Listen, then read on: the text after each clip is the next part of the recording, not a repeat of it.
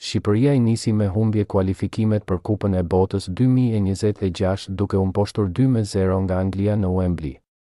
Pas një fillimi të fuqishëm, vendasit kaluan në epërsi në minutën e 20 kur Jude Bellingham dhuroi një pasim perfekt për Lewis Skelly, i cili me një goditje të saktë e kaloi topin mes këmbëve të Thomas Strakoshës. Me këtë gol, talenti i Arsenalit u bë lojtari më i ri në histori që shënon në debutimin e tij me Anglinë. Shqipëria filloi të reagonte gradualisht, por Anglia mbeti më e rrezikshme në sulm. Bellingham u ndal nga Strakosha me portierin ton që shmangu një gol të sigurt, ndërsa Berat Gjimshiti bëri një ndërhyrje vendimtare për të ndaluar një gjuajtje të Harry Kane me portën bosh në vazhdimin e aksionit.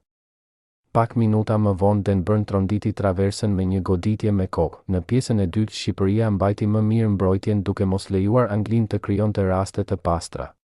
Kane pati një mundësi të mirë me kokë, por nuk e shënjestroi portën. Megjithatë, në minutën e 77 kapiteni anglez vullosi fitoren me një gol të shkëlqyer pas një pasimi të Declan Rice. Kjo fitore e çon në 7 numrin e fitoreve të Anglisë ndaj Shqipërisë.